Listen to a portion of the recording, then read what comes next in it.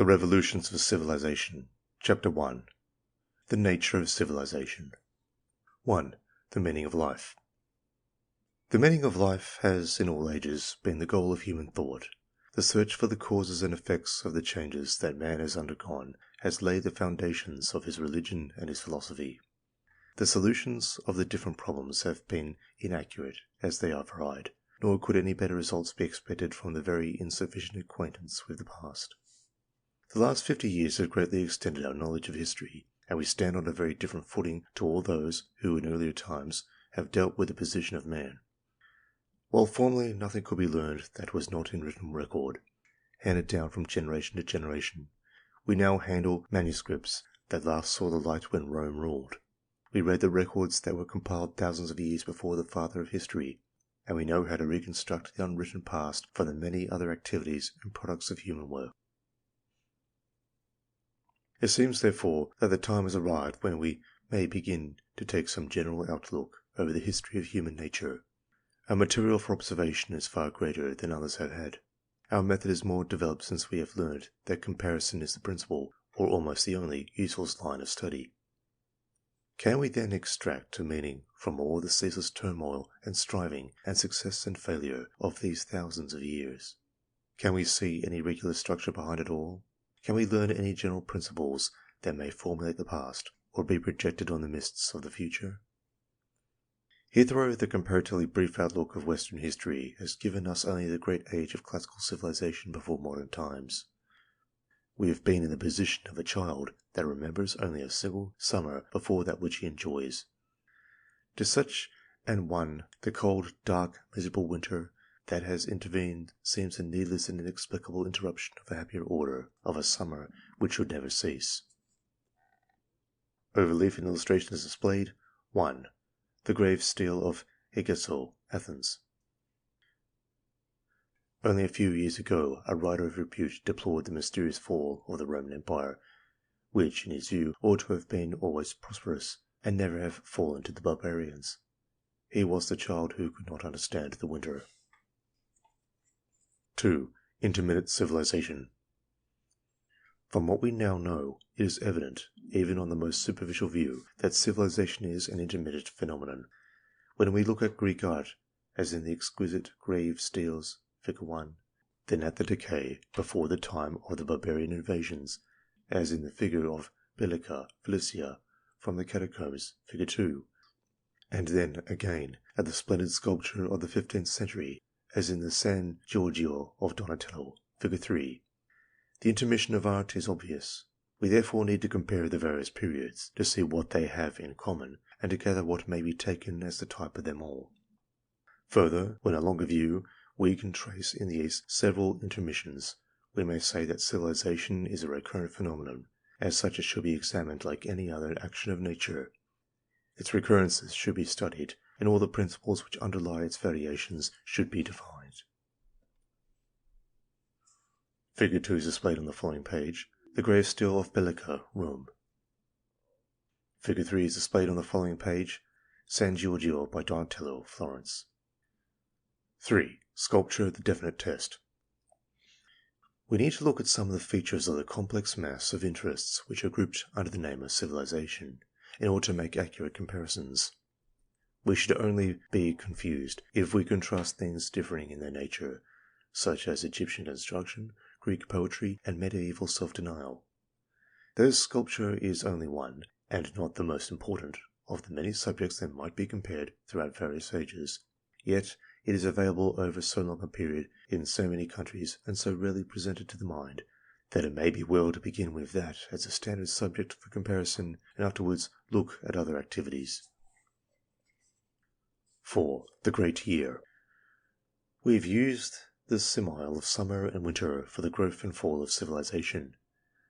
This analogy of the Great Year was familiar to the ancients. In the East, Berosus, the Babylonian, writes of the summer and winter of the Great Year.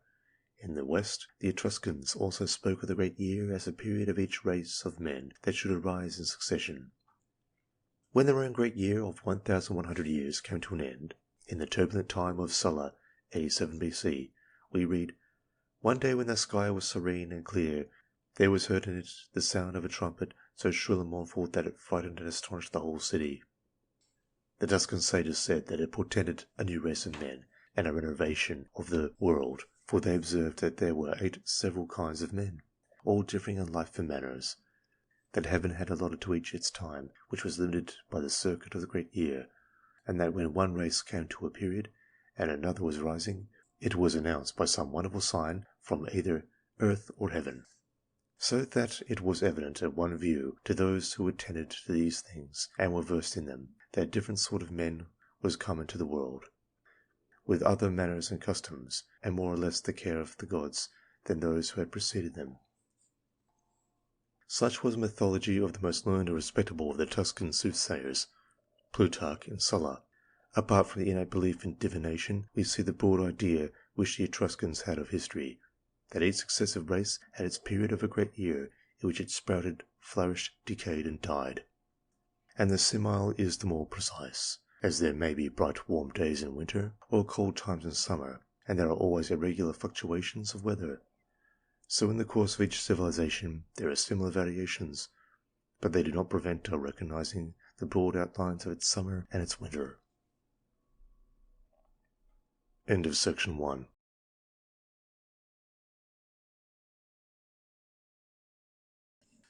Chapter 2. The Periods of Civilization. To learn what the nature of any recurring phenomenon may be, we should examine the longer series of its revolutions and see what they have in common. In Egypt we can trace the past of man in continuous history for over 7,000 years, and can put in order a prehistoric age which may well extend our view to about 10,000 years. Over the whole of that time we know what were the products of every century. In that long range of vision we can discern 8 successive periods of civilization, each separated by an age of barbarism or decline before and after it. Here then the discoveries of the last 20 years have put in our hands a series which is sufficient to enable us to compare periods together and learn what they may have in common. We shall here denote these periods by Roman numerals 1 to 8, and the stages in other countries which may be contemporary will bear the same numbers. 5. The first period, prehistoric. Apart from the Paleolithic Flint Age, which cannot be treated consecutively, the beginnings of the continuous civilization of Egypt is seen in the shallow circular pits which each contain a body doubled up, with a goat skin thrown over it, and a simple pot and saucer at its side. Shortly after this stage a variety of pottery appears, all of the same materials, among which are red cups and vases decorated with white cross lines like the modern Algerian ware. This painted pottery gives us the best material for observing the changes of the age, as it is fairly abundant and has been already classified into several stages by its relations with other kinds of pottery. We see in the earlier examples of this pottery, Figure 4, the careful imitation of basket work lines, and the central circle on which the basket was built. In the middle stage the circle is dropped. The decoration has almost freed itself from the basket origin, and has become a clear and independent design, a Maltese cross which springs between the arms. In the late stage only an unintelligent degradation of the basket pattern has survived. Thus, in this remote age, there is proof of the rise of ornament from natural imitation, the development of it as pure ornament, and its decay into unintelligent copying. A few remains of this age of any artistic bearing do not suffice to trace a regular sequence like this in other materials. But the general style of the pottery was rising in character and variety for some time, and the work in hard stones and flint was largely developed. The connections of this age are with the West in the style and decoration of the pottery. Figure 4 is displayed on the page, growth and decay of patterns on white slip bowls, Egypt first period. 6. The second period, prehistoric. A new order arises with various Eastern connections. Almost every kind of product was changed. The ordered pottery ceased to develop new types and only lingered on in decay. By its side a coarser style appears with entirely new decorations in red. Stone vases changed from tubular to barrel shapes. The forms of flints, of slate palettes, of ivory working, and the material of beads all start afresh. The burials are all single, instead of 2 or more together, as in earlier times. Throughout this later time, a continuous decay may be seen, figure 5, which we can illustrate by the forms of slate palettes, degrading from the tortoise or fish into a senseless outline, and the rise and decay of flint working, which was the special art of this age. The degradation of all the products down to the close of the period is very marked, not only in those here illustrated, but also in the abundant pottery, which became coarse and rough without any artistic feeling. 7. The third period, 0 to 2nd dynasties. The distinctive art of Egypt begins to appear shortly before the first dynasty. Hieroglyphic writings was being rapidly developed from an ideographic stage, and we can see the rise of a bold naturalistic style of sculpture. The archaic stage is seen in the vigorous figure of a warrior, figure 6, carrying his standard and flourishing his double-headed axe. By the time Amena was founded, the first dynasty, the carving was emerging from the archaic, though not yet free. Figure 5 is displayed on the following page, growth and decay of flintwork and slate animal figures. Egypt, 2nd period. The head of a king in limestone, figure 7, is of this age, or slightly later. By the 2nd dynasty, decay had set in, and the bad proportions and pose of the red granite figure, figure 8, are quite out of keeping with the work of the previous dynasty. For a more consecutive view of the changes, we may look at the series of royal hawks, figure 9, emblems of the king's soul. They are enlarged here, and therefore detail is not to be looked for. The 8 at the beginning are of the 8 kings of the first dynasty, the other 4 of the 2nd and 3rd dynasties. The first figure, the time of Amena, hardly attempts the characteristics of a hawk. In the second figure, the form of the wings and the shape of the head have been seized. In the third figure, the type is at its best. The points of the bird are fully grasped, as in the detail of the marking near the eye and on the neck, the feathering the legs, and the gripping claws. The fourth observes these points, but in the artificial style of a copyist. The 5th and 6th rapidly deteriorate, and further on there are only fluctuations of decay, the latter ones even losing the form of the head and copying the type as mere routine. These hawks serve as an example of the rapid rise, the current changes, and long decay of art in the first 3 dynasties. The degree of correctness of these drawings corresponds very closely, reign by reign, with the work of the royal tombs of the kings and the general products. The third figure comes from the largest and finest tomb. The 6th is from the worst tomb, even inferior to those that follow. Illustrations displayed on the previous page. 7. Study in limestone of early king, best period. 6. Prehistoric warrior, slate palette, archaic. 8. Granite figure, decadent, 2nd dynasty. An illustration is displayed on the previous page. 9. Growth and decay of hawk figures, Egypt in the 3rd period. The best hard stone vases are the middle of the dynasty. The softer stones are commoner at the close of the dynasty, while stone vases are much scarcer in the 2nd dynasty, and in the 3rd only soft alabaster is found. In every respect, therefore, the beginning of the first dynasty is archaic.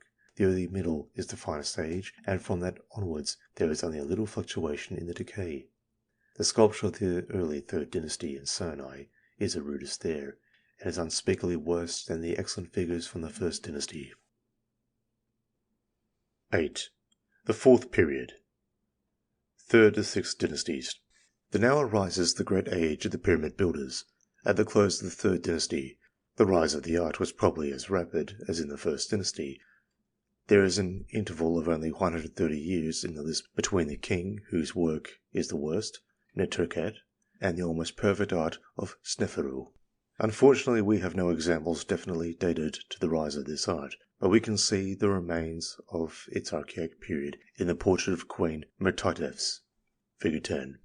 The careful working of detail separately, without treating it as part of the whole to be blended together, is the essential mark of archaism. The well-known head of Nefert, figure 11, must again appear as the earliest figure of the pyramid age, which is perfectly free in execution. An example of the relief sculpture is shown in the vigorous design of the boatmen, figure 12. In contrast to this, we see how the art sank in the early part of the 11th dynasty by the figure of Antefa, figure 13. Every stage of gradual decay can be traced through the intervening age. Figure 10 is displayed on the page, Queen Mertidefs, Cairo. Figure 11 is displayed on the page, Princess Neferet, Cairo. These changes in the art agree with the state of the architecture. It rose to its greatest accuracy of work and boldest handling of immense masses in the generation which saw the statue of Neferet, and from that point there was continuous decline. The buildings were less in size and inferior in work, until in the 6th dynasty the masses of the pyramids were merely of loose rubble. In the rest of this period no pyramids are known. The small brick ones in the 11th dynasty rather belonging to the rise of the next period. As Mr. Griffiths has remarked, the age of engraving monumental inscriptions had deteriorated greatly as early as the 6th dynasty all over Egypt, even in the centers of civilization.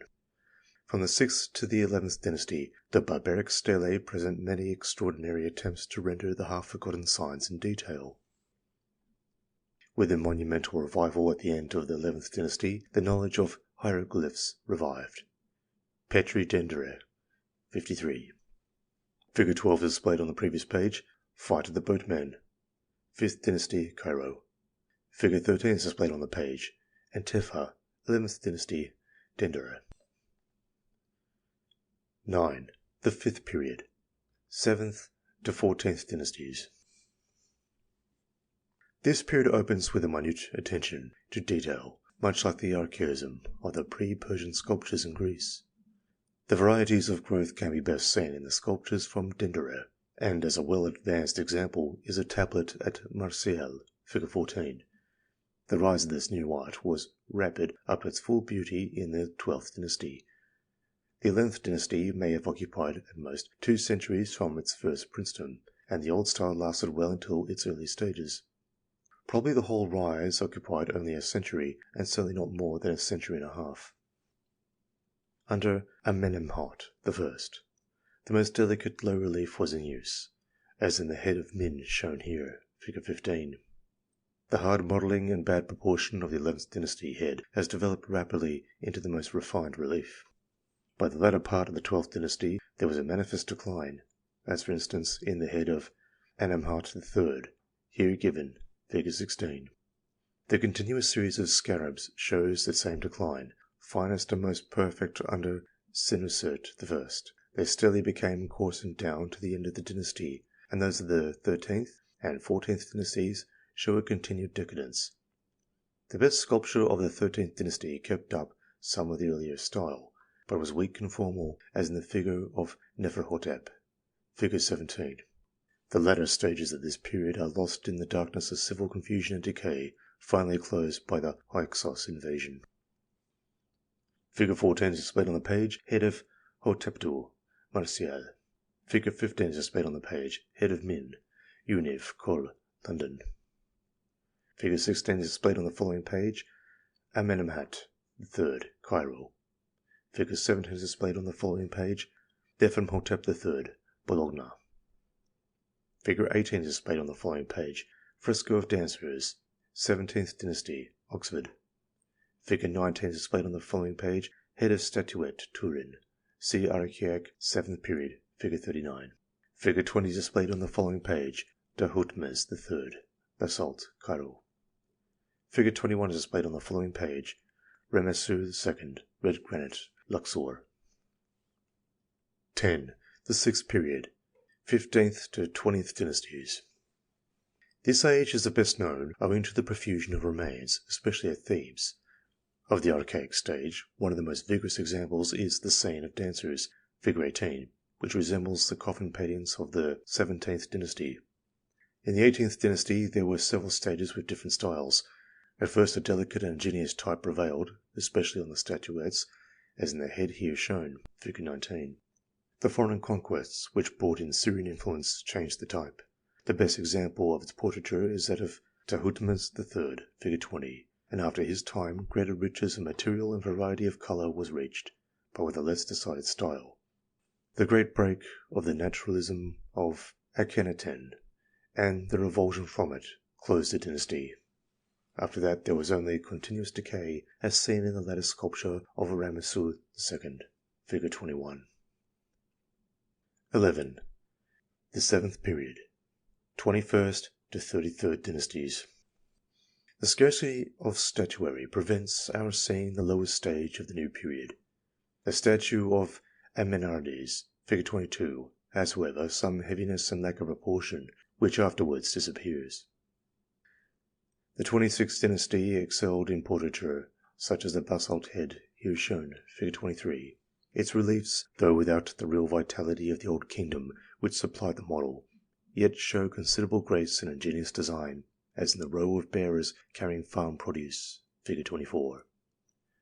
The depth to which this art sank may be guessed from the head of a Roman statue, figure 25, which is by no means the worst of its kind.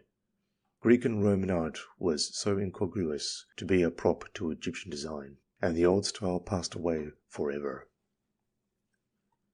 12.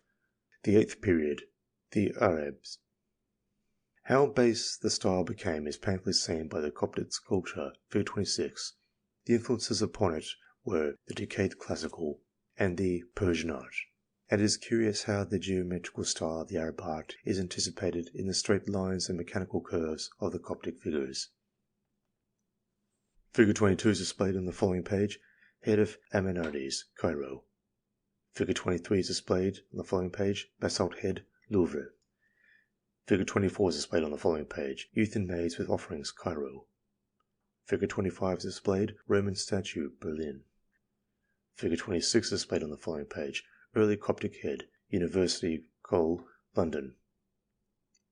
Figure 27 is displayed on the page, Bab el Futur, AD 1087, Cairo. Figure 28 is displayed on the following page, portrait of Sultan Hassan, AD 1358, Cairo. Figure 29 is displayed on the following page, portrait of Kate Bey, AD 1480, Cairo. The Muslim, abandoning all animate forms, cannot be judged in the same manner as the workers of earlier periods. We must turn to his architecture for comparisons in style. The early work, as in the citadel and fortifications of Cairo, might almost pass as one with the Norman, which was contemporary with it in Europe. The gate of Bab el Futur, shown here, figure 27, was built in 1087, the period of the Tower of London and Mailing Abbey. For other comparisons see chapter 4. The squares of pattern on the arch follow in pairs on opposite sides, but without any repetitions in either side, just as in the pairs of mosaic bands along the walls of the cathedral at Montreal. Note the grand relieving arch, high above the gateway arc, coming down to the full-blown period of the 14th century, that of the decorated style in England. We see, figure 28, in the porch of the entrance of Sultan Hassan's Mosque, 1358, the development of elaborate bracketing around the recesses to contract the span sufficiently to throw a safe arc over it. The relieving arc is shrunk to a useless band of masonry. Next, the decay of this design is shown, figure 29, in the gate of Kate Bay, 1480. Equivalent to the perpendicular style, where the noble deep recesses is flattened out to a surface decoration. The bracketing is changed to mere superficial pendentives, and the decadence is evident. We have now seen how we can trace through 8 successive periods the repeated growth, glory, and decay of art in Egypt, indicating the revolutions of civilization through some 10,000 years. End of section 2.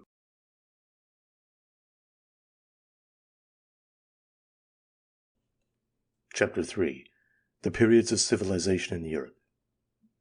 13. The 4th period, the early Cretan Age. This period was contemporary with the 4th period of Egypt, and is the earliest that has yet been clearly disentangled in Europe. The remains parallel to the first 3 periods in Egypt still lie in the 21 feet of Neolithic ruins at Knossos. This depth is a greater amount of accumulation than that which contain the ruins of the subsequent 3 periods of the early, middle, and late Cretan ages. I have to thank Dr. Evans for assigning the relative periods of many Cretan remains which do not appear in his printed classification, and for supplying several illustrations. Illustration is displayed on the page 30. Objects from Tholos of Hagiatreida. Of the early Cretan age, the most important examples have not yet been published, those found at Moklos. It is hardly practicable to show the growth and decay of art clearly from the published material, and we therefore only give here the remains of the Tholos tomb at Hagiatreida. The seals, figure 30, are primitive in style. The 2 dogs of leaf patterns are the best work here. The wavy band is apparently the earliest stage of the spiral patterns which dominate the art of Europe in later periods. There is also an elaborate wavy band pattern on a similar plaque. The figures are like those of the Egyptian prehistoric age, period 2, having no arms and the legs ending in a point. They show the earliest rise of figure carving. The well-known Greek island figures from the Cyclades belong to this age. Illustrations displayed on the previous page: 31. Polychrome vase, Knossos. 32. Faience, goat and kids, Knossos. 14. The fifth period, the Middle Cretan Age. In the fifth period, the main feature is the development of brilliant polychrome painting on the vases, and the broad designs of noble curves, figure 31. The period begins with rude figures of men and fishes, and the founding of the first palace at Knossos. There is a steady growth of naturalism, and at the close of this period there is the shrine of Knossos, with the goddess holding snakes. There is also the beautiful group of the goat and kids, figure 32. Both of these examples are wrought in coloured glaze ware. A general catastrophe ended this period. 15. The sixth period, the Late Cretan Age. We here reach the period of art which is the rival, if not the superior, of the Classical Age. The level from which it sprang is seen in the fishermen of Phylocopi, figure 33. There, though the drawing is crude, the sense of action and vitality of it is full of promise. The splendid steatite vases, with reliefs of figures, soon follow on this. How the figure painting developed is seen by the magnificent figure of the vase bearer, figure 34, and the other spirited frescoes of that time. The masterpieces of the gold cups of Fafio, with the scenes of bulls, figure 35, show the greatest amount of spirit. The bronze vases have beautiful leaf patterns embossed around them. The pottery vases have paintings of tall lilies, life-size, which remind us of the finest Florentine work. The architecture was grand and elaborate, as seen in the great palace of Knossos. Illustration displayed on the following page: 33. Fishermen, Phylocopi. 34. Vase bearer, Knossos. But all this splendour suffered a sudden catastrophe in the Dorian invasion. The remains of the style lingered on in some places, as seen in the grave slab from Mycenae, figure 36, and the Cypriot vase painting of a chariot, figure 37. Those centres which were not occupied by the Dorians, as Cyprus and some cities on the mainland such as Athens, retained the decaying forms of their old arts. Illustrations are displayed on the following page: 35. Bulls on gold cup, Fafio. 36. Grave steel, Mycenae. 37. Chariot on vase, Cyprus. 16. The sixth period, Classical. The rise of a new art began to dawn in the Diphion vases. The rich spirals of the old art gave way to fret patterns, and geometrical rectilinear decoration and motives take the place of the free design of forms in action. Fresh styles of architecture arise, and Asiatic influences supply the new motives. The figures are stiff and formal, as in the head, probably of Athena, who appears inciting Perseus to the decapitation of Medusa. This metope of Silenus, figure 38, is of the early part of the 6th century BC. A century later, the sculpture had advanced to its most expressive stage, and almost its highest technical perfection, as in the statues of maidens on the Acropolis at Athens, figure 39. To this succeeded the perfect freedom of work in the figure of the piping maiden, figure 40, upon the end of the Lodovisi throne, and the stele of Hegeso, figure 1. The great mass of Greek sculpture gradually fell off from this standard during several centuries. Then next come the still lower Roman copies of Greek work, of wearying banality, until we reach the stumpy, clumsy figures of the age of Constantine, figure 41, or the still coarser outlines from the catacomb tombs, such as that of Belicia, figure 2. 17. The eighth period, Medieval. The northern immigrants brought new ideals with them into the Mediterranean world, and an entirely different style arose, which in its vertical lines and lengthy figures recalls the pre-classical work of Italy and the attenuated style of Celtic animals. An example of an early stage, AD 1139, is a scene of an exorcism embossed in bronze on the gate of San Zeno at Verona, figure 32. the bishop and a monk are holding the arms of the possessed woman, from whose mouth a devil is jumping out. This is the parallel, in this period, to the Cellinius designs in the previous period. A century later, the nearly perfect work is reached of the Ecclesia at Bamberg, figure 43, which should be compared to the similar stage in period 7, shown in figure 39. The last trace of archaism in this overlaps the age of the most perfect sculpture as seen in the head of the Emperor Henry VI at Bamberg, figure 44, about 1245 AD. How much Europe afterwards deteriorated is painfully seen in all the later sculpture, until in Elizabethan or Jacobin times we reach such productions as the alabaster effigy of Robert Dudley at Warwick, figure 45. Nor was this decline peculiar to the examples. Compared to the figures of the English queens, that of Eleanor, figure 46, Queen of Henry II at Fontevraud, with its archaic smile and arrangement of drapery, dates about 1190. By 1290, there is the exquisitely graceful figure of Eleanor of Castile at Westminster, figure 47. The statue of Anne of Bohemia has retained the grace of expression, but the dress has become stiffer by 1395, while Joan of Navarre, figure 48, shows much more formalism in 1415. Illustrations are displayed on the previous pages. 38. Head of Athena Cellinius Palermo. 39. Head of Maiden, Athens. 40. Piping Maiden, Ludovisi, throne. 41. Triumph of Constantine, Rome. 42. Scene of Exorcism, S. Zeno, Verona. 43. Ecclesia, AD 1245, Bamberg. Compare 7. Archaic, figure 39, and 6. Archaic, figure 19. 44. Kaiser Henrik VI, AD 1245, Bamberg. 45. Robert Dudley, Warwick. In the series of brasses, the same decline is very familiar, though the series does not begin early enough to show the archaic stage. Perhaps the most perfect in design is that of Joan de Cobham in 1320, figure 49. And for the grace of attitude and the flow of the drapery, this is unsurpassed. Descending a century, we meet with the stiff lines, bad anatomy of the arms, and formal expression of Lady Bagot in 1407, figure 50. Yet another century later, in 1512, the style has become entirely stiff and wooden, as in the brass of Anne Astley, figure 51, with the swaddled twins in her arms. And another century, by 1605, we have passed out of all the traditions, and reach an age of trivial externals in the figure of Afra Hawkins, figure 52. The same degradation appears on the seals of the kings and others. Perhaps the most perfect artistic feeling on any seal is seen in that of Simon de Montfort, with the hunter at full gallop blowing his horn, engraved about 1240.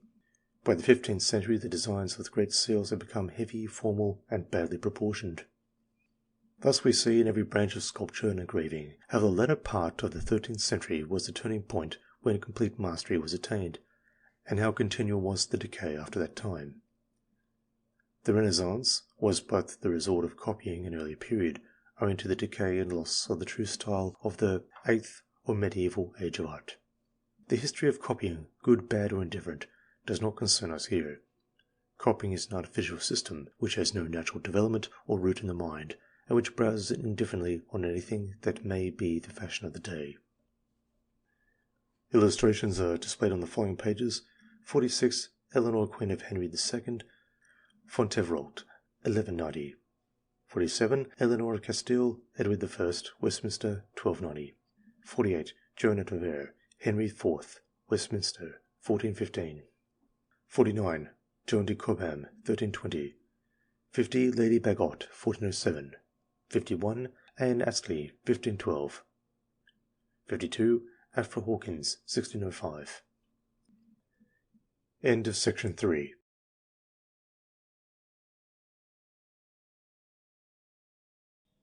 Chapter 4. The Fluctuations. 18. Egypt and Europe Contemporary.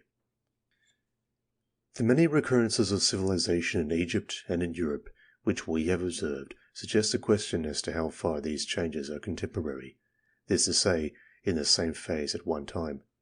To take the most recent age, we may compare some of the best-known buildings of the 8th period. Two columns are displayed on the page, with East and England. The massive fortifications: Cairo Gates, 1087 to 1091, Tower of London, 1078, Newcastle, 1080. The beginning of lighter style: Cairo Citadel, 1183, Dome of the Rock, 1189, Canterbury Choir, 1180, Lincoln Choir, 1186. End of good enrichment: Mosque of Sultan Hassan, Cairo, 1362.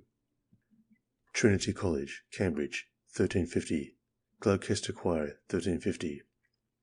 Overloaded decoration, pendentives: Tomb of Cat Bey, 1474, Palace of Yeshbet, 1476, Crosby Hall, 1470, St. George's, Windsor, 1476.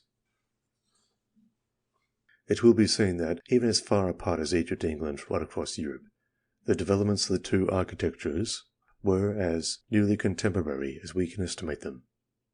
There is certainly not a century of discrepancy. In the 7th period it is difficult to date the Egyptian position, for there are very few dated sculptures after 1000 BC, until we reach Ptolemaic times, when Greek influence prevailed. The new style was beginning by 600 BC, was strong by 550, and had developed by 525 at the Persian invasion.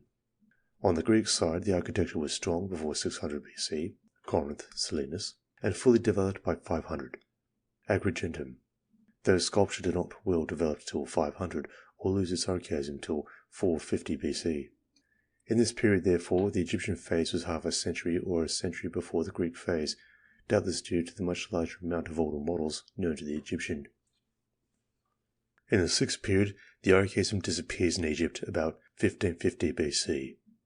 A freestyle is reached by 1500, and decadence is clear by 1300. At Knossos, the highest point of this period is at the close of the Second Palace, which, by its Egyptian connections, was about 1500 BC, and the Tel el Amarna pottery of 1370 BC belongs to the decadence of Crete. Here we may say that there is not a century of discrepancy in the phase of the two countries. In the 5th period in Crete has its middle stage linked with the middle of the 12th dynasty in Egypt, and from the time of its decadence there comes a statuette of the 13th dynasty. The phase was therefore the same within 2 or 3 centuries, but the material does not define the connection closer than that. For the 4th period, the latter stage of it in Crete is linked by the seal patterns with the 6th to 8th dynasties in Egypt, and the 3rd period in Egypt has pottery which seems to have been imported from Crete, where it is found in the sub-Neolithic or stratum immediately on the Neolithic level, and before any palace buildings. The 1st and 2nd periods of Egypt are yet to be sought in the 25 feet of ruins of the Neolithic age at Knossos, or 15 feet at Phaistos. Thus it seems that the phase of the wave of civilization was identical in Egypt and Europe to within a century, where it can be observed in 3 periods, and that in 3 earlier periods it was generally connected and may have been identical. The Mediterranean and Egypt, as a whole, formed, therefore, a single group in the history of civilization. 19. Length of period. The length of period thus shown by the sculpture is next to be considered. Here the question of early chronology comes in, which has been fully discussed this year in Historical Studies, British School in Egypt. I shall therefore take it as there stated. No valid reason has yet been given for abandoning the history written by the Egyptians, which is strongly supported by external evidence at each stage, and was accepted by all the other Egyptologists. The best defined position in the development of art is the close of the Archaic Age in sculpture, when a perfect harmonizing of the several parts is first reached. This is independent of personal taste, which may prefer this stage, or the Archaic rather before it, or the full-blown glory rather later. We may take the close of the Archaic at the following dates. 8th period, AD 1240, interval 1690. 7th period, BC 450, interval 1100. 6th period, BC 1550, interval 1900.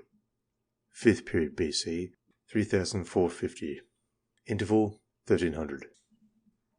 4th period, BC 4750, interval 650. 3rd period, BC 5400.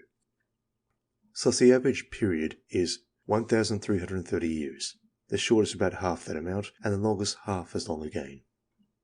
20. Curves of Egyptian and European art.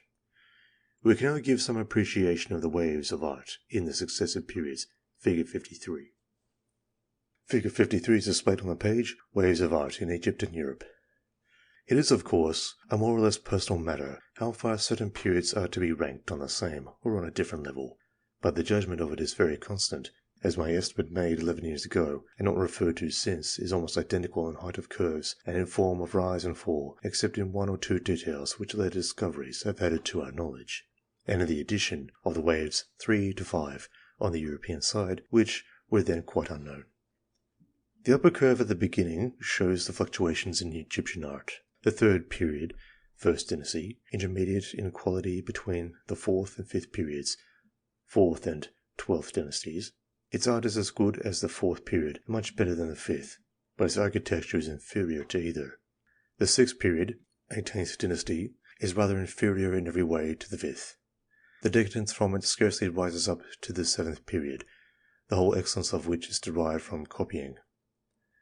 The 8th period, Arab, which has no sculpture in Egypt, it is impossible to assess, except by the general artistic products of architecture and metalwork.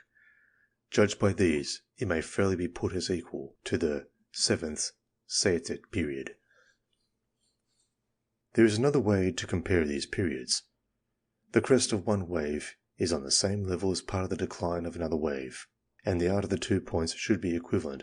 For instance, the highest of the 5th period, 12th dynasty, is equal to 800 years down to the 4th period, or the middle of the 5th dynasty, and this seems fair.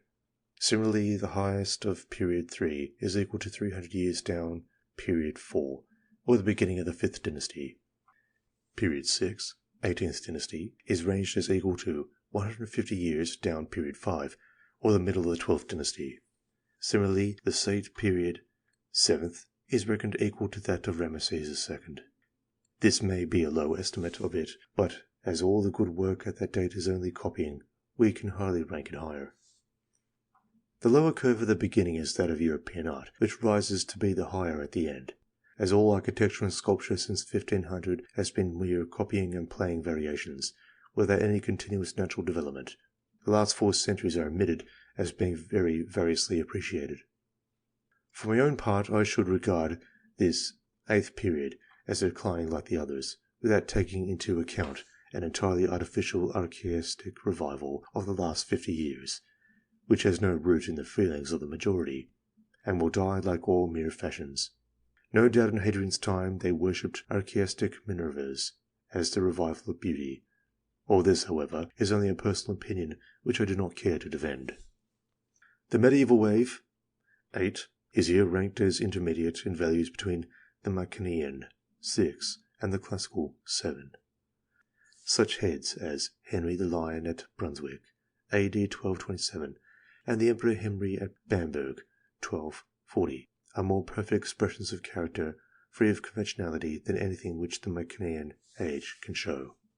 They are fairly equal to the best portraiture of the 1st century BC, and accordingly the crest of the medieval wave, 8, is put as equivalent to 50 BC. The Mycenaean wave, 6, is put at the level of the Antonines, and it is impossible to equate work so much differing in feeling, but we could scarcely say that it was equal to either earlier or later work. The depth of degradation of the chariot on the cryptiote face, figure 37, is certainly below anything in the 8th century AD.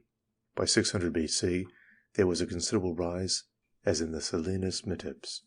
By 550, almost perfect work was reached, and it is hard to choose between 500 and 450 for the best. The fall of classical work was uniformly continuous from about 400 BC to AD 200. At each century the work was distinctly poorer than that of 100 years before it. The rapid descent comes later, after Commodus or Severus, as best seen on the coinage, and the coinage also shows how AD 600-800 was the bottom of all in art. In the rise of medieval art, Henry I, 1135 at Rochester, is below Mycenaean art. Henry II at Fontevraud, 1190, is a great advance, showing only a little archaism, and by 1240 the crest is reached. Such are the grounds for judging the form of the waves of the best-known ages in Europe. That the medieval was but little below the classical level may be seen not only in the heads of figures 43 to 44, but also in the technical work of drapery. where we may compare the finest Greek example, the Nike 54, with the advancing work of figure 55, and the fully wrought figures of the Death of the Virgin, figure 56. These examples form an instructive comparison of the treatment of thin and thick draperies. Illustrations displayed on the previous page: 54, Nike tying sandal, Athens. 55, S. Philip, early 12th century, Halberstadt. 56, Death of the Virgin, mid-13th century, Strasbourg. The earlier periods, 3, 4, 5, in Europe are only sketched in the diagram. Their values are scarcely comparable with others, since there is no figure sculpture and the vase decorations stand by themselves. Moreover, we know nothing yet of the depth of the decay between these waves. End of section 4.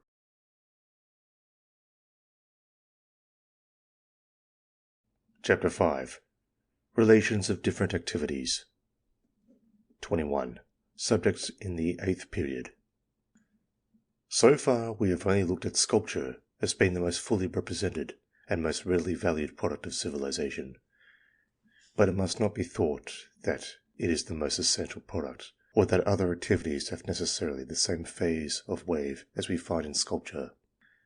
Most of the other evidences of civilization appear later than that of sculpture, and our object in this chapter is to estimate the order in which they are evolved, and their relation one to another. We begin naturally with the best-known period, that of the last 6 centuries, and examine the changes in that before looking to earlier periods.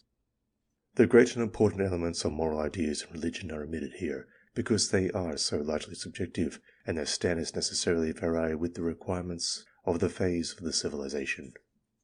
Sculpture and architecture go closely together in all ages, so far as we can see. In sculpture, the turning point of freedom has been here set at AD 1240, mainly on the strength of the well-dated Bamberg sculptures, which are remote from Mediterranean tradition. In architecture, Salisbury Cathedral stands for the perfect acquirement of freedom and grace without the least shred of over-elaboration, as it was founded in 1220 and completed without the steeple before the consecration in 1258. This coincides as closely as possible with the highest point of sculpture. We are here following the test period of the disappearance of archaism, apart from the personal question of appreciation of style. The next development is that of painting. Some of the drawings by Matthew of Paris about 1240 are very beautiful, such as the Royal Marriage, M.S. Cot, Nero, D.I., but yet not of archaism. There is no work of Giotto that is beyond the archaic stage, down to 1330. The chapel of S. Felice at Padua shows that as early as 1379 complete freedom was attained by Alticerio and Jacopo di Avanzo. They were the earliest masters to stand clear of archaism, which is not fully passed by other men till about 1450. We may say, then, that the turning point in painting is 150 or 200 years later than that in sculpture. In literature, we must compare only plain prose, as poetry and plays have, by their nature, an artificial structure. Bacon and Ben Jonson are the turning point. Bacon, with his high education, retained the archaic structure, while Jonson shows that in popular use archaism had gone, and many of his sentences might have been written at any later date. 1600 may then be taken as a turning point of freedom in writing, and none can deny that it was the greatest age of vigour in literature. In music, the development is so much nearer to our own time that it is difficult to estimate it impartially. Perhaps we may say that Haydn was still archaic in most of his life, but steps freely for the first time in his great symphonies of 1790, while Beethoven only shows some memories of archaism rarely in his earlier symphonies, from 1796 onward. Hence, perhaps 1790 may be accepted as a turning point. Our difficulty of estimation is still greater in later developments. In mechanics, or the adaptation of long familiar principles and materials, the full freedom of design was clearly not attained in the earlier railway work. Brunel's tubular bridge, though new, was by no means a perfect adaptation to its requirements. Perhaps Baker's fourth bridge may be the typical example of freedom from needless restriction, in meeting one of the oldest needs of man with methods and material already well known, apart from fresh discovery. Or it may be that further work will show that archaism has even clung to that. For the present we may put down 1890 as the close of archaism in mechanics. It is obvious that in natural science discovery is still flowing rapidly, and that our conceptions have by no means outgrown the stage of casting off previous ideas and only developing what is in hand. Material wealth is also still rapidly on the increase. We can now summarize the turning points of the freedom from archaism in the 8th period as being at AD 1240 in sculpture, 1400 painting, 1600 literature, 1790 music, 1890 mechanics. After AD 1910 science, 1910 wealth. 22. Subjects in 7th period. The estimation of the dates of these several phases in the previous civilization of the classical period is next in our view. The sculpture we have already estimated as reaching the turning point at 450 BC. Painting was of later development, but in the absence of any dated paintings of pre-Roman times, we can only glean a view from the vague descriptions and remarks preserved to us.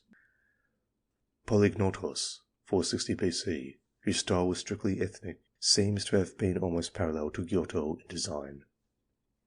The establishment of light and shade and abandonment of flat tints is attributed to Apollodorus, 400 BC. Zeuxis, by 400 BC, scarcely adopted correct proportion. By about 350, Paroesis and Eupomps, with his direct appeal to nature, seem to have finally left archaism. Apelles appears to have belonged to the latter full-blown age, the Raphael of his period. In Italy there is flat tint painting of high quality from Paestum, probably before 400 BC, for soon after this date the Greeks were conquered by the Lucanians. The more advanced paintings of Fulci and Cornetto cannot be dated by history, but there is nothing on this side discordant with the development in Greece. We may take then 350 BC as a turning point of archaism in painting. In literature, the close of the archaic style and development of complete freedom of structure and adaptation of the sentence might perhaps be put between Thucydides and Xenophon, say 380 BC in Greece. In Italy, on the contrary, it was later and can hardly be put before Cicero, 50 BC. We may adopt the mean date of 200 BC. In music, our knowledge is almost entirely of its theory, and not of its history or development in practice, so it is useless to try to judge its evolution from archaism. The mechanics of the Greeks continued without a break into Roman use.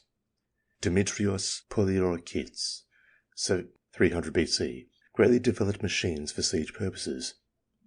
Diode, 25.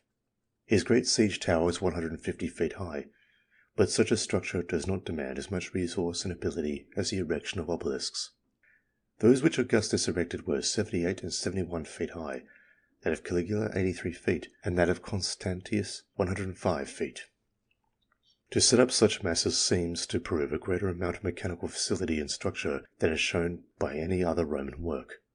This skill was continued into the Lower Empire, as seen by the obelisk at Constantinople. In construction, the greatest dome, that of the Pantheon, 140 feet across, dates probably from AD 120. The Basilica of Maxentius, AD 310, is only 85 feet across the nave, and, vast as the whole is, it can hardly rank as a bolder work than the Pantheon. The date of full mechanical freedom may thus perhaps be put at the beginning of the 1st century, with a continuance scarcely abated till the 4th century. Since both mathematical and organic continued to develop into Roman times, Strabo's Introduction to Geography, AD 20, is excellent in its geometry and its scientific spirit. By Ptolemy, AD 150, as a geometer and theoretical astronomer, and as a vast organizer of material in geography, gave the final freedom to these sciences. The enormous works of Galen, AD 180, did much the same for medical science. It seems doubtful if there was any advance in knowledge after AD 200, and within 1 or 2 centuries later, ground was certainly being lost. We may take AD 150 as the point of freedom of thought from archaic hypothesis. In observing wealth we must either select the maximum of precious metals, or the maximum of invested capital of conveniences of life. Though our facts are very scanty, and the result must be more a general impression than a divine statement, yet the two stages must be kept apart. Alexander plundered the accumulated treasures of the Eastern world in Prussia, and Rome gradually stripped the Greek world of all its wealth by conquest and taxation, as well as drawing largely from Gaul and Spain. Probably the 1st or 2nd century AD saw the greatest accumulation of gold. Certainly, after Aurelius, AD 170, there is a sudden drop in the weight of the aureus, and there was no reign with a free coinage of gold except Severus Alexander. This points to the capital stock having been mainly exhausted by AD 170, probably by the prodigious waste in gilding during the first 2 centuries. The drain of buying off the barbarians came later. The maximum of precious metals might, then, be set somewhere in the 1st century, say AD 50, before the gigantic waste of Nero's Golden House. The accumulated capital of the means and conveniences of life probably continued to grow to the beginning of the breakup, about AD 200. But in the less disturbed provinces such as Britain, Egypt, and Syria, we can see the most widespread prosperity later, about AD 300, as shown by the principal abundance of buildings and settlements of that age. The turning points of the civilization of the 7th period may then be stated as follows. BC 450 in sculpture, 350 painting, 200 literature, 0 mechanics, AD 150 science, 200 wealth. 23 subjects in the 6th period. Of the 6th period we can only judge in detail from Egypt, and the distinctions of succession in Greece are too slightly known in the Mycenaean age. Sculpture, as we have noticed, passed from its last trace of archaism about 1550 BC, early into the reign of Amenhotep I. Painting was fully free and natural by 1470 under Tahutmes III. Of literature there are few datable remains. Akhenaten's great hymn to the Aten seems fully developed in its structure and noble use of language in 1380, while the poem Apentor in 1290 is turgid. In the tales, the taking of Joppa, 1470 BC, is but an artless folk tale. The Doomed Prince, about 1300 BC, is well composed. Anpu and Butter is as fully developed as any writing of this period, and can hardly be later than 1200 BC. Perhaps 1350 BC may be taken as a date to the first freedom in style. In mechanics, the largest masses cut and erected were the colossi of Ramessu II, at Thebes and at Tanis, of 1,900 tons. These were made about 1280 BC. Of science we have no detailed accounts. The wealth shown by the diffused comforts of life seem to have grown down to Ramessu III, 1180, and magnificent objects are shown in the tomb of Amadua, about 1140 BC. There certainly was a decline after this. The summary then stands for the 6th period as BC 1550 in sculpture, 1470 painting, 1350 literature, 1280 mechanics, 1180 wealth. 24 subjects in the 5th period. For the 5th period our data are still more scanty. The sculpture freed itself of the rise of the 12th dynasty, 3450 BC. Painting was certainly free in the figures of the wrestlers at Beni Hassan, late in the reign of Senusert I. The burial being in his 43rd year, 3396 BC. Of literature, the best example is a hymn to Senusert III, about 3320 BC, and the adventures of Sainhat were very probably written about this time, referring to persons of 2 or 3 generations earlier. Mechanically, the greatest work known is the cutting and placing of the quartzite monolithic tomb chamber of Amenemhat III, 3270 BC. Of wealth we have little idea, but it certainly increased down to the close of the dynasty about 3250 BC, but probably not later. The summary of the 5th period then is BC 3450 in sculpture, 3400 painting, 3320 literature, 3270 mechanics, 3250 wealth. 25 subjects in the 4th period. In the 4th period of the pyramid builders, the scanty data point to the following stages. Sculptures emerged from the archaic by 4750 BC in the reign of Sneferu. Painting seems to have been a little later, as the geese of Nefremat may be a generation after the tomb of Rahotep. The mechanical ability is difficult to distinguish from the purely architectural maximum. For accuracy on a large scale, Khufu stands unapproached, but the flint paint slab of Asa is the most highly finished piece of work in this period. We know so little of the history of literature or wealth in this period that we cannot hope to estimate their exact position. The summary of the fourth period is thus: BC 4750 in sculpture, 4700 painting, 4650 mechanics. In these last three periods, it may well be said that we are trusting to only one or two examples of some subjects that happen to have survived. But it must be remembered that it is the work of the fullest age that is most likely to survive, and it is the literature of the principal age that is most valued and copied. We may now receive all the stages of civilization together, taking the earliest phase, that of sculpture, as the zero of each period. The table is displayed on the page, comparing sculpture, painting, literature, mechanics, science, and wealth to the periods of the 8th, 7th, 6th, 5th, and 4th. Thus, in the order of the development of the successive phases of each period is usually the same, though the intervals lengthened in the latter ages. End of section 5.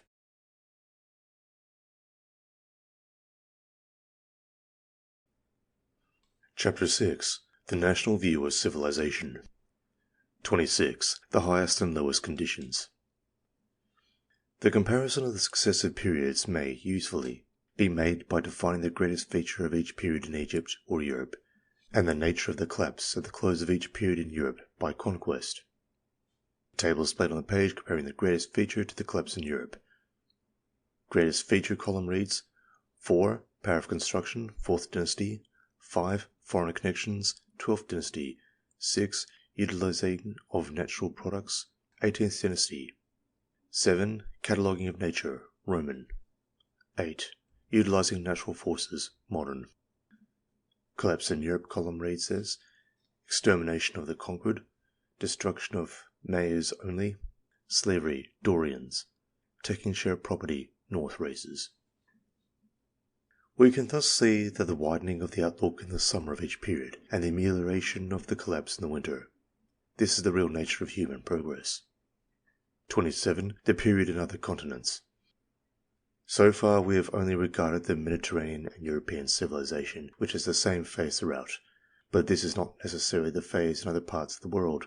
In the Euphrates and Tigris system there was always a strong civilization, which seems to have begun in the highlands to the east of the Great Valley. The mound of Susa accumulated 26 feet in 4,000 years, and if the 50 feet of rain below that grew at the same rate, that would imply a beginning of 12,000 BC. If it only grew at the rate found in Palestine mounds, then it dates from 6,000 BC. Probably we have to deal with a culture as early as any traced in Europe. We cannot here distinguish the phases exactly as we can on the Mediterranean, and we must merely state the most notable rulers from the artistic point of view in each period. Inetum, BC 4450, years 700. Naram-Sin, 3750 BC, 1650 years. Kamarubai, 2100 BC, 1460 years. Ashurbanipal, 640 BC, 1460 years.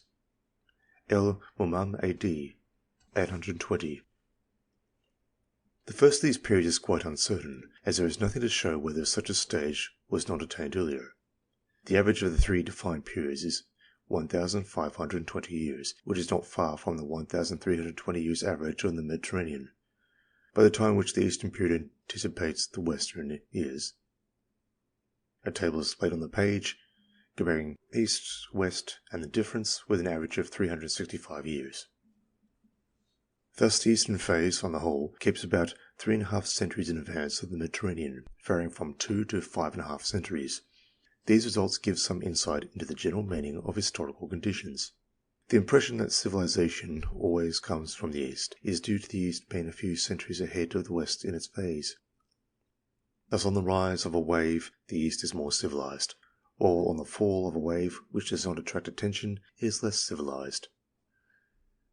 The cause of the constant struggle between East and West is likewise seen to be due to the difference of phases. In Mesopotamia and Europe, where, in the same phase, there would be a balance of power, as there is around the Mediterranean, when even a political ascendancy does not involve a change of population. But with Mesopotamia always leading, it is bound politically to overrun the West a few centuries before the rise of the West in each period. The Mediterranean was almost an Arab lake at the time of El-Muman. Persia dominated all the civilized Mediterranean in the 6th century BC, yet on the whole the West more usually controls the East, because from the time of its maximum, during the gradual decline of each period, it is always on a higher plane than the East. In some other cases also the period from one wave of greatness to the next can be traced. In India, Asoka had the greatest power known in ancient times, including all India, except the southern tip, Kashmir, Afghanistan, and Baluchistan. This rule was at its height in 250 BC. The next great age of rule was on the completion of the Mongol Empire, AD 1550. The interval is 1,800 years. In Mexico, the highly civilized Maya kingdom is traditionally stated to have been founded in the 10th century BC. On its fall, it was succeeded by the Toltecs, also highly civilized, in the 6th century AD. The interval is 1,500 years. Thus, the period of a civilization is Mediterranean average, 1,330 years, or admitting the earliest, 1,500. Mesopotamia average, 1,520 years. India, one period, 1,800 years. Mexico, about 1,500. It is evident, therefore, that the length of period is practically alike in different parts of the globe, suggesting that it is due to the human constitution rather than to external causes. The phase, however, varies greatly.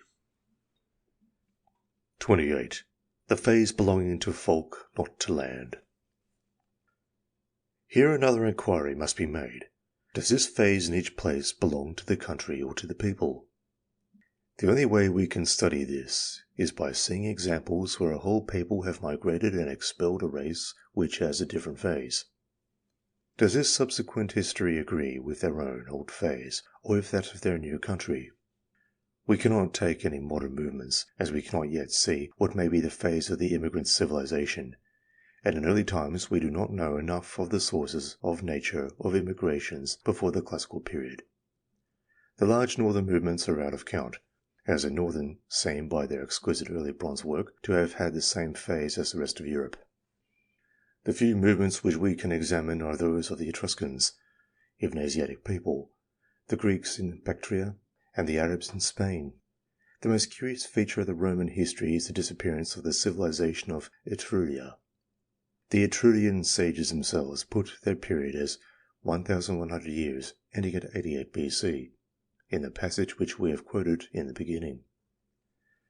Their great civilization, shown by engineering works, great fortress cities, and richly painted tombs, all vanishes before the imperial period, when Rome was greatest and Italy was most secure, and had the fullest opportunities for development. Etruria is absolutely a blank page. Cisalpine Gaul, the plain of Lombardy, had some political importance and produced some important men, but not so Etruria. We must see that the Etruscan civilization was in a phase that was some centuries before that of Greeks and Rome. The source of the Etruscans has been endlessly debated, but they certainly were foreign to Italy, and as foreigners they brought with them a phase of civilization which was not that of the Mediterranean or of Western Europe. Of the Greeks in Bactria we know little, but certainly for some 3 or 4 centuries they show a civilization which was higher than the native. Now the East was highly civilized. Persia was far more advanced than Greece at 500 BC and probably at 400. For the Greek, therefore, to retain a superiority to the Eastern implies that he kept his own phase, which was 2 or 3 centuries later. The Arabs in Spain are strangely neglected in current histories. To write of medieval Europe without them is to ignore the principal civilization of the period. The fullest histories, the strongest literature, the largest life, were all south of the Pyrenees throughout the Dark Ages. Yet this civilization occupies 5 lines out of 500 pages in the best-known handbook of that period. We read in the Arab historians of different kings having elaborate gardens with every variety of plant, of the Literary Academy to whom new poems were recited, of the Fund for the Endowment of Learned Men, and the attraction of scholars from all parts of the world. The crowning glory was the library of Al-Hakam, who in 970 AD entirely filled a palace at Kotoya with books sought from the whole known world. The classified shelves of the library held 600,000 volumes, all catalogued and in order. The political power was rather earlier, as its greatest extent was when Abd-er-Rahman reached the middle of France in 732. When we look further, we see that by 1030 they deplore the rapid deterioration of the people, and by 1144 a democratic system began, setting up and overthrowing rules with great frequency by the power of the vox populi. This regular feature of a decaying civilization shows that it had certainly passed all its stages of growth and glory. These states of political power, literature, and decay entirely conform to the Mesopotamian phase, and are contrary to the European phase. Thus, apparently in the case of the Etruscan in Italy, and of the Greek in the East, and certainly among the Arabs in Spain, it is seen that the phase of an intrusive people is that of their source and not that of their new religion. The phase of civilization is inherent in the people and is not due to the circumstances of their position. When the phase of each group of civilization has been further defined, it may be possible to use the phase of civilization as a criterion of the source of an invading people. The instance already noted of the Etruscan phase illustrates this. Their greatest power was about 600 BC, which was that of the phase of Mesopotamian civilization. Possibly the phase clings to a race of ages. Certainly the most flourishing period of medieval Tuscany was earlier than that of the rest of Italy by a few centuries, just as it had been earlier in the classical times. In connection with this, it may be noted how the conquest and settlement of each country of Europe by Rome is reflected in its later history. The order of Roman influence was Italy, Spain, France, England, Germany, and this is the order of political power of these countries in the last few centuries. 29. The breaks between periods. The next question is that of the separation of one period from another. We have represented the wave of civilization as falling to a minimum and then suddenly rising again. To what is this change due? In every case in which we can examine the history sufficiently, we find there was a fresh race coming into the country when the wave was at its lowest. In short, every civilization of a settled population tends to incessant decay from its maximum condition, and this decay continues until it is too weak to initiate anything, when a fresh race comes in and utilizes the old stock to graft on, both in blood and culture. As soon as a mixture is well started, it rapidly grows on the old soil and produces a new wave of civilization. There is no new generation without a mixture of blood. Parthenogenesis is unknown in the birth of nations. Further on we shall deal with some of the natural results of this condition. We will now review the breaks between the periods in Europe and in Egypt to show the reason for the broad statement just made. The movements of peoples always extend over some centuries. We can only adopt the dates at which the actual race mixture seems to have occurred. The break between the classical and medieval periods, 7 and 8, is the most familiar. It is needless to detail here the continuous flow of migrations from the north of Europe to the south, and from the Asiatic side westwards. Between AD 300 and 600, 15 different races broke bounds, belonging to half a dozen different stocks. See Migrations, Huxley Lecture, 1906. And here take 450 AD as a main date of mixture, though much was going on for 2 centuries before that and also after it. The beginning of the classical period, 7, and the close of the Mycenaean, 6, has been partially understood from recent discoveries. The old tradition of the turn of the Heraclidae is placed about 1200 BC. The Cretan civilization is supposed to have been swamped during the alliance wars on Egypt 1194 BC. The Egyptian connections with Greece by dated objects all cease at this date. Hence 1200 BC may be taken as a date of the main change. The breaks in the Middle Cretan, 5, to the Late Cretan or Mycenaean, 6, and from the Early Cretan, 4, and the Middle Cretan, 5, were at approximately the dates of the breaks in Egypt, but cannot be otherwise dated from Greek sources. In Egypt, the change from period 7 to 8 is particularly definitely fixed by the Arab invasion in 641 AD.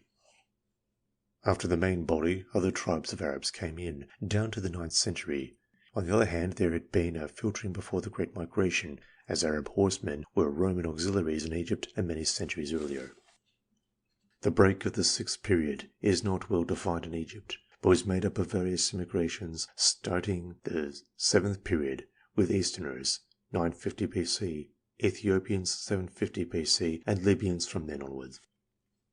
The 6th period was brought in by the Hyksos migration, 2600 BC, and had been a filtering in of Eastern people before, and 2 Mesopotamians even became kings of Egypt.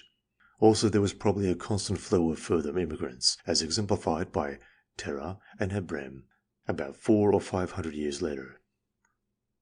Probably we might date the mixture of Hyksos as beginning about 2600 BC. The 5th period is indicated by the collapse of Egyptian work after the 6th dynasty, and the appearance of the close of the 6th dynasty and onwards of foreign button seals, which are connected with Cretan products 4000 BC. The 4th period of the pyramid builders apparently began in the 3rd dynasty. There is continuous decline in work down to the close of the 2nd dynasty and early in the 3rd. Yet by the end of the 3rd dynasty there had arisen the finest Egyptian art. The break indicated by the change of dynasty is doubtless the coming in of the new period. This is dated at 5000 BC. The rise of the 3rd period is lost in the darkness of the pre-dynastic age. The highest point of the sculpture we have shown by the Hawks to belong to Zer, 5400 BC. Before that there was 150 years to the beginning of the 1st dynasty and 350 years of kings before that, dynasty 0, making 500 years recorded before the age of the best sculpture. But this is only the time of a settled rule, and the duration of the confusion of the conquest has to be added, perhaps a century more. The invasion dates, when a new period of civilization is started, may be compared with the sculpture phases thus. A table is displayed on the page comparing period with invasion, growth, and sculpture. It is obvious that the pyramid builders came in upon the early dynastic people abnormally soon, taking only 150 years to rise to a fresh maximum. We know so little of the historical conditions that we cannot see the meaning of this. Perhaps it should be rather regarded as a double maximum of one period, divided in the same way as the classical age was parted to a Greek and a Roman maximum. 30. The diagram of periods. We are now in a position to review all the dates for the various phases of each period in a combined diagram. See figure 57 at the end. Each period is shown by a line sloping down toward the right hand. The scale of the period runs along the line, as marked in the bottom period, and the line slopes down according to the vertical scale ruled in millennia. Thus each line of a period ends at the same level as the next period line begins. These period lines may be looked on as a continuous spiral around a cylinder, divided at each invasion. The purpose of thus arranging the facts is to enable all the periods to be readily compared in their main features. There is no absolute fixing of the successive lines of periods one below the other. Many different adjustments might be made, and one must be arbitrarily selected. The rise or close of each period, the ends of the period lines, are not satisfactory, for a period may come to an abrupt break, as did the 6th. None of the phases of a period are so well defined as the close of archaeism, the attainment of complete freedom in sculpture. The later the period, the more the various phases diverge, and it is not well to place the earliest of the phases in a vertical column, as the other phases will spread so far to the right in later periods.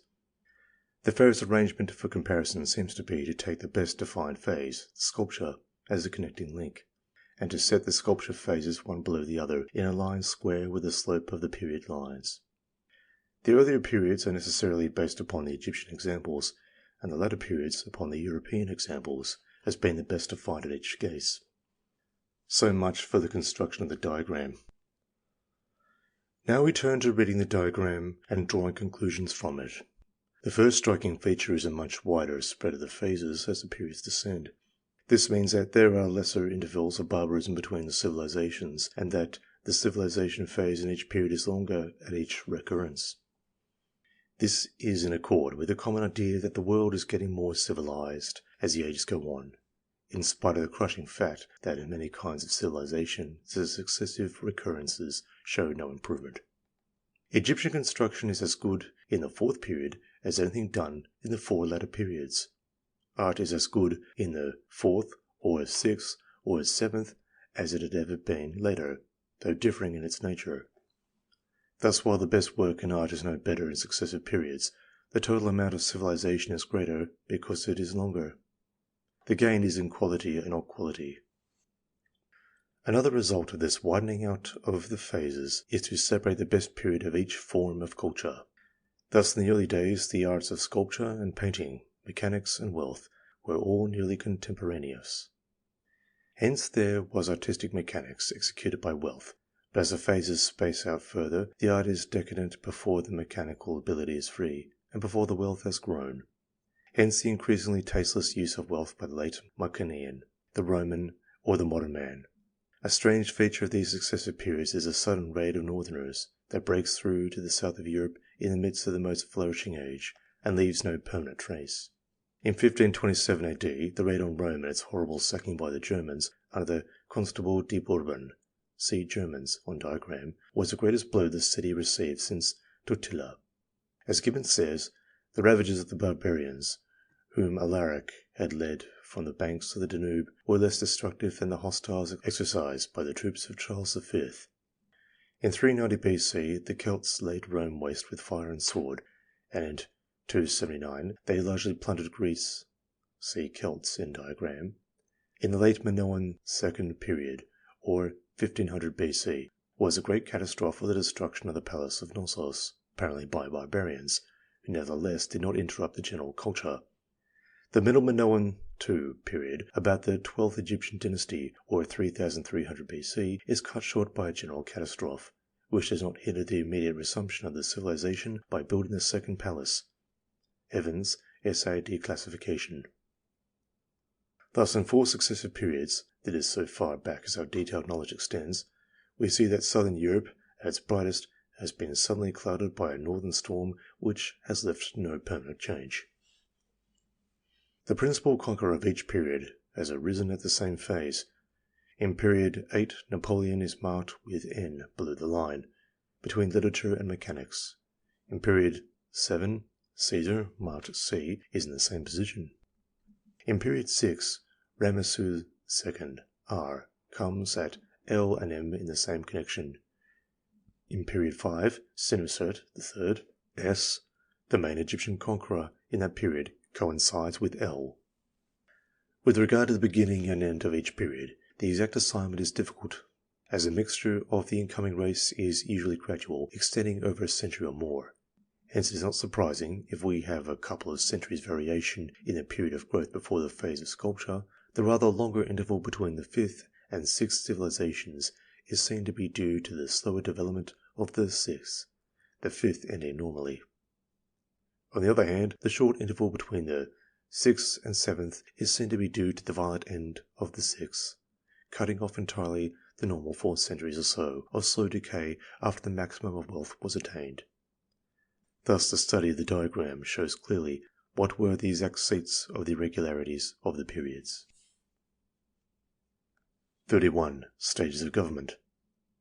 Forms of government are left to the last, as the regulation of daily affairs and the repression of wrong is of little meaning in civilization, when compared with the great formative interests of man's mind, whose phases we have studied. It is true that man thinks and talks much about government in all ages, but then the concern of man is no measure of the real value of a subject, as appears by his perennial interest in gambling, which now occupies a large part of the printing in this country. So also government is of great concern, but of little import. Constitutional history is a barren figment compared with the permanent value of art, literature, science, or economics. What man does is the essential in each civilization, how he advances in capacities, and what he bequeaths to future ages. The relations between the different classes of a country are merely subsidiary. England, France, and Russia will be remembered by Newton, Pasteur, and Mendeleev, when all their forms of government are forgotten. At every invasion by the new people, which, as we have seen, is a necessary foundation of a new period of civilization, there must be strong personal rule. The holding together of the invaders, the decisive subjection of the invaded, the strife for the fusion of peoples, all require an autocracy of greater or less scope. This period lasts during 4 to 6 centuries. The next stage is an oligarchy, when leadership is still essential, but the unity of the country can be maintained by law instead of autocracy. This stage varies in length. In Greece and Rome it was about 4 centuries, in medieval Europe about 5 or 6 centuries. Then gradually the transformation to a democracy takes place, beginning about the great phase of literature in Greece, Rome and modern Europe. During this time of about 4 centuries, wealth, that is, the accumulated capital of facilities, continues to increase. When democracy has attained full power, the majority without capital necessarily eat up the capital of the minority, and the civilization steadily decays until the inferior population is swept away to make room for a fitter people. The consumption of all the resources of the Roman Empire from the 2nd century, when democracy was dominant, until the Gothic kingdom arose on its ruin, is the best known example in detail. Such as a regular connection of the forms of government or the relation of classes, which is inherent in the conditions of the revolutions of civilization. End of section 6.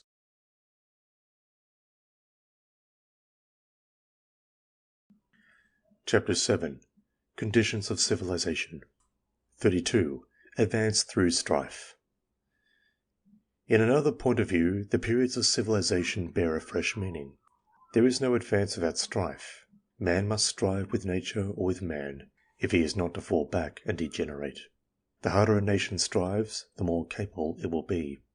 This is not only the slow result of selection, but it is the immediate result in each individual, produced by the attitude of his mind. The northern nations, accustomed to striving against climate, thrive vastly when they get into easier countries, until their tone is left down to their conditions. Hence almost all migration is from colder to warmer climates, and within the same country, as in England at present, there is a steady flow of families pushing south. This necessity of striving implies a rapid advance during the centuries after an invasion. There is the whole organization of the new period to be evolved by continuous strife of ideas and personalities. There is a new civilization to be evolved by striving of ideals until a definite platform is reached. So soon as each subject loses its archaism and reaches full freedom of expression, there is no more strife with difficulties and uncertainties of mode. Then, strife being ended, decay sets in shortly after. Further, the accumulation of the facilities of life, or capital in every form, diminishes the need for striving. There is so much the less worth striving for, there is so much more to enjoy that strife. Hence the easier life is rendered, the more easy is decay and degeneration. The maximum of wealth must inevitably lead to the downfall. 33. Causes of period. We have now seen how general is the regular recurrence of civilization in all countries that we have examined, and how constant is the order of its phases. Another question remains to us. Why is this period so far regular? What determines the spring, summer, and autumn of the great year? The first most obvious causes would be periodical changes of climate. The American expedition to Turkestan has brought to light regular cycles of wet and dry climate there, and Mr. Huntington has pointed out the effects of such cycles of climate in Western Asia and Greece. Royal Geographical Society, 26 May 1910. It is clear that such changes have an effect in precipitating upon the richer lands the pastoral races, who live on lands too dry for agriculture. We find an age of famines along with such movements and continuing after them. The Hyksos movement from the Arabian plains was followed by famine in Syria, and then 7 years famine in Egypt. The Arab movement started from a great famine in AD 600, followed by famines during 4 centuries, in 866, 873, 928, 929, 969, 970, 1025, 1055, 1065, yearly to 1072, and then some sporadic famines in 1201, 1264, 1295. These were caused by the low Nile in Egypt, which implies a short supply in Abyssinia. Thus the increased dryness does accompany an age of migration and may be one cause for it. But that will not account for the regular phases already described, nor can it account for a race keeping to its own phase when it has passed into a country of a different phase, as we have noticed. There may be a normal rate of change from stage to stage produced by the process of the human mind. Each generation may average a certain extent of change, as each year averages a certain amount of growth or decay in the body.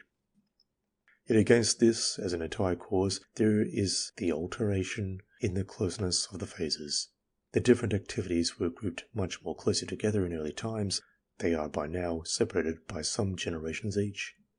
This may imply that each subject is more elaborately developed as it comes forward and absorbs all the best intellect for a longer time, and so postpones the rise of the next subject. There is, however, another possible cause of the length of period.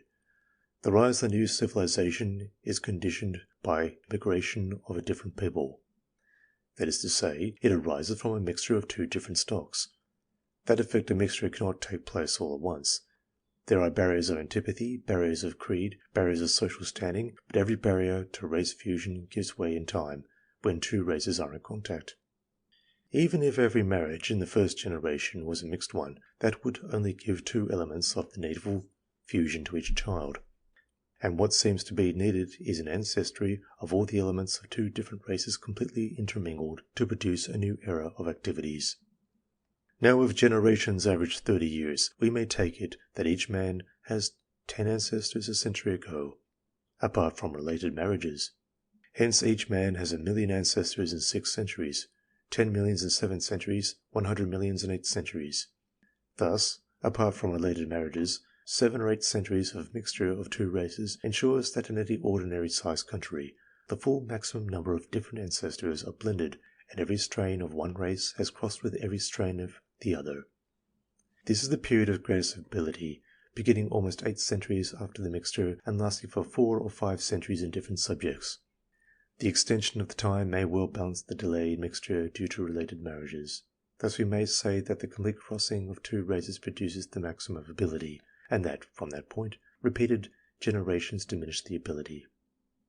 This may well be the basal cause of the length of period which we have noticed, as it well accords with it in the time required.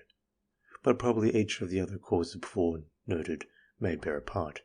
For instance, a dry period and famine may precipitate a migration which cuts short a civilization, as in period 6.